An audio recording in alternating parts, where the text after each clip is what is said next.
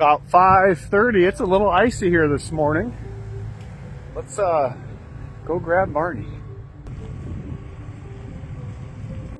There he is.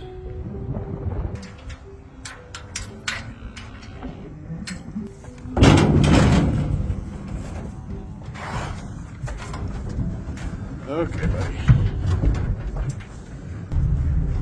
Here we are.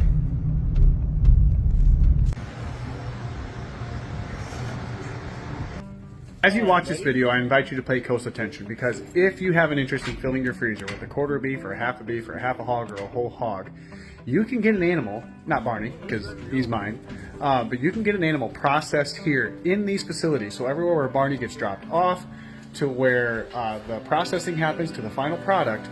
If you want an animal, you can call the locker. We'll have some information here at the end of this, but they can put you in touch with a farmer to get you the beef, or you can bring your beef or your hog here, and you can get it processed in these exact facilities that you're about to see. So just know that. Barney is going to get a couple minutes to get acclimated here, because what we don't want is we don't want animals like Barney coming in overexcited and scared. That puts adrenaline into their system. So it's vital that these animals are calm, collected, and at peace in their new environment. So Barney is going to get a little while here to get acclimated, so he's calmed down. Ironically, there's another one in here that looks a lot like him. By now that Barney has calmed down a little bit, he's taken a few drinks of water, he's comfortable with his surroundings, and we also want you guys to know, and this is very important, that this whole facility is designed and influenced by temple-granted principles, which means we want the animal to be as calm as possible, to respect their dignity, so that they have a humane end. So what's going to happen here is Barney's going to come out of that pen, and he's going to move this way. This is Payson. He's gracious enough to give us a whole tour here this morning. So Barney's going to come this way, I'm assuming, correct, Payson? So he's going to come over here, and we can see all the curves are gentle, they're sloped. He has good footing, everything has solid sides. These solid sides are also meant to make sure they don't get overly frightened. They're not distracted by their surroundings. We're not trying to get adrenaline into their system, because he's had a great life, and this is where it is. And we know when you have a lot of food, you have a lot of problems. When you have no food, you have one problem. So it's a privilege to be able to be sad at the end of this process, but just because it's sad doesn't mean it's wrong. Barney and his twin over there, and ironic that we have another Jersey in here today, but Barney's going to make his way up there, and he's going to come up in here into this chute. Obviously, the final step here, out of respect for Barney, the dignity of Barney, we're not going to show the exact final process. But everything that happens after this moment is where we want to have transparency and show you guys exactly what happens to these animals when they leave the farm. And like I said, if you want an opportunity to buy a quarter of a beef or a half a beef, you can buy that from these facilities. All the individuals involved in this final process at the locker honestly care about these animals' final moments more than any animal rights activists and probably most people. In a little bit, I'm not going to show the exact process when it happens, but they do use a bolt gun, and these have been designed to incapacitate the animal humanely, quickly, and completely pain-free. And you need to know that if this process were to get messed up or done improperly, they have to shut down for 30 days to investigate why. These animals' final moments are done as calmly, peacefully, and humanely as possible, more so than nature would ever allow. Once the cleaning procedure is complete, it does get a final rinse and inspection. There is something really neat that sets this locker apart, but we're not going to see Barney in the rest of this video. He's going to sit in the chill cooler for 10 to 14 days, but this locker does something really special that sets themselves apart from the beef, say, you might get in a grocery store. We're going to hear what that is. I'm visiting here with Luke, one of the owners, and what he's explaining here is that they could increase their capacity if they slaughtered the animal one day and processed it the next. But these animals are going to sit in here for 10 to 14 days. So this is called a dry aging. This is going to lock in more flavor. It's going to be more tender, and it's going to create an overall higher quality, better product, more flavorful beef. Barney's going to sit in the aging cooler for 10 to 14 days. So for the sake of efficiency, because I don't want to come back in 2 weeks, we're going to show you what would happen to Barney with another beef carcass.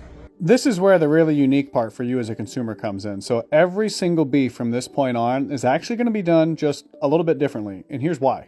This particular cow right here belongs to somebody. Somebody either raised it and brought it in, or they bought it from another farmer, and then the farmer dropped it off, and this is going to that specific customer. But from here on out, everything is a custom order. whoever brought this in, whoever purchased it, can pick out if they want so much ground beef, if they want so many cuts of certain steaks, if they want brisket, whatever they want. From this point on, it's custom, and these guys have gotten really good at knowing exactly how much each part of those portions is. So like over there, somebody wanted a brisket, so they isolated the brisket and they started with that first. And if you don't really know what you wanted because you don't have much experience, they can give you a lot of really good places how to get started. But we're going to go over a little bit more of the customization of an order a little bit later in the video, so hang on a second. You're seeing in this tub, and Payson knows a lot more about this than I do, but these are some of the arm roasts and chuck roasts and things like that. But what you're seeing on this other table are some other cuts of meat where these guys are pulling the bones off, they're getting some extra fat chunks and things like that out of there, making sure there's no unwanted pieces. And this table is what's going to get turned into ground beef. So everything gets put in this mixer right here, and this mixer it's going to kind of mix up. This way you don't get like, one chunk of fat comes in and then that gets pressed out, so your burger, your ground beef isn't consistent. So this mixes it all up, and then after it's mixed up, it gets extruded out, and this is where ground beef is coming from. The next part is one of my favorite parts. I've never seen this happen before, but this is how it gets put into half-pound, pound, or 2-pound packages. And all of this is done in the name of food safety and food quality. So everything you see here, you can really think of this like an OR. The air is exchanged every 30 minutes. Everything is washed, cleaned, sanitized. The reason everything's white is so you can see if there's dirt. You can see if there's buildup. That's why they're not tan or gray or any other color. That's why it has to be white. So all of this meat, this is all a medium that can grow bacteria. So everything has to stay clean and sterile. You guys don't have a machine to do your job, huh? So what are they wrapping here? This is Mary Lou, and Mary Lou is wrapping what, Payson? Right now it's like she's doing some fillets. Fillets, okay. She's wrapping, the customer wants 4 per package. The customer wanted 4 per package, so that's what she wraps, gets labeled, thrown in that box, right there. Yeah, she's wrapping them in paper and labeling them. While all these machines are great and really cool, I was specifically told that no machine can replace Mary Lou. Depending what your custom order has in it, you may end up having parts that come out of this new facility too. So I thought this part was fascinating. So this is where the ground beef is, and it goes into this little buggy, and then it goes up into here. And I have eaten beef sticks with cheese all my life. Never knew how they were made. But here you go. I've never seen how this happens before. So yeah, that's how you get cheese beef sticks. I should just start the video with that. Forget Barney. Next here is the seasoning, the salts, the spices, the jalapeno. If they have pineapple, my favorite is the honey pork sticks with pineapple in them. But this is where all the seasoning is, and they can add the different ingredients and things like that.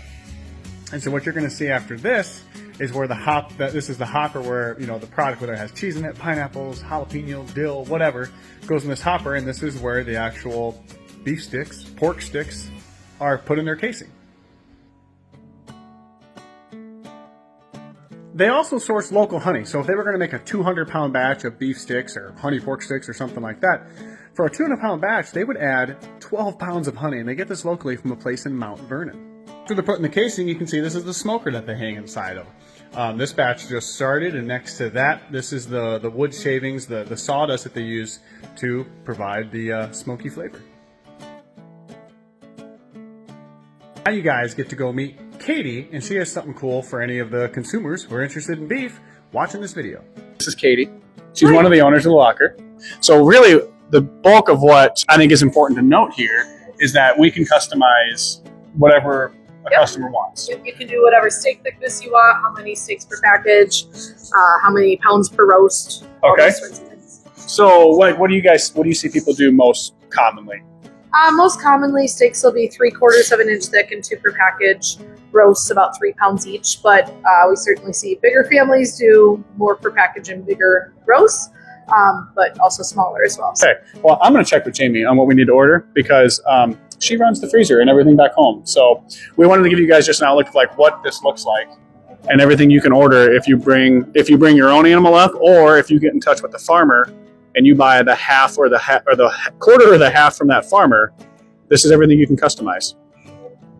How many owners are there at the locker? Because what a lot of people don't understand, and I think it's true to know, is this is a family-owned business. So Luke, you are one of the owners, correct? Did I say that correctly? Or Yeah, you did. Yep, I'm one of 6. So we're a 3rd generation family business. My grandparents started the business in '66. They were dairy farmers, just like you did. hey, They were on a rented farm, milking cows. The barn burnt down.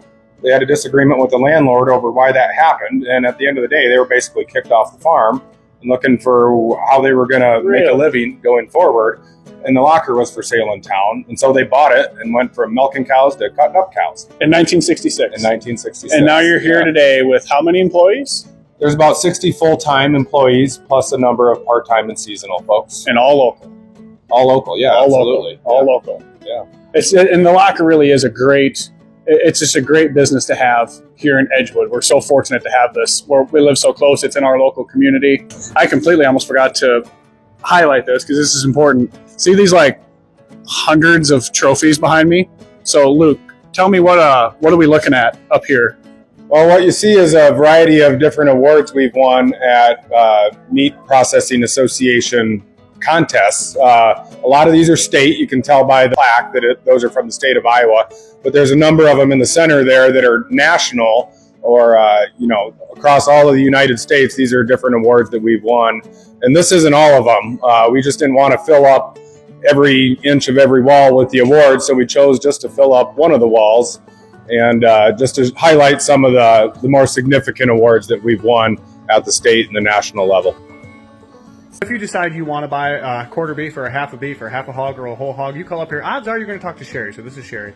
I've been told she makes you feel like $1 million when you call. And so when I told her that, this was her response. So she's clearly very humble too. You see Luke pushing here is half of a beef. So if you're wondering, okay, how much freezer space is this going to take? Do I have enough room? This is what half of beef looks like. So it doesn't matter how far away you live. If you drive up here, back up to the front door, Luke, somebody, one of the other employees here, one of the wonderful 60 employees, will help get your vehicle loaded up with everything you ordered. We're sad to see Barney go. This was a phenomenal opportunity to get to showcase what happens when these animals leave our farm. So we know Barney was given a great life at our farm. We know we treated him humanely. So we know he was treated humanely here, and we know he was treated humanely at the Edgewood locker. So if you have an animal, or if you want to buy an animal from a farmer, or if you want beef in your freezer to come from the Edgewood locker, look in the comments. We'll leave a link, and all you gotta do is call. Maybe you'll talk to Sherry, maybe talk to somebody else, but they'll get you in touch with whoever they need to get you what you need to fill your freezer with a quarter beef, half hog, a whole hog.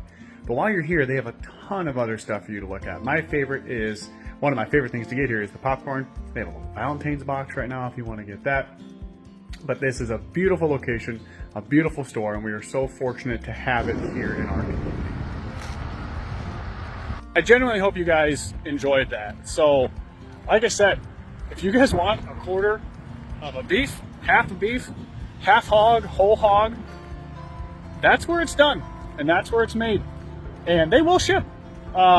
Shipping's probably not overly economical, but if you call and get an appointment, they will find the cow, they will do the processing. All you got to do is come pick it up, pay for it, obviously. So any questions, as always, let me know. I hope you enjoyed watching.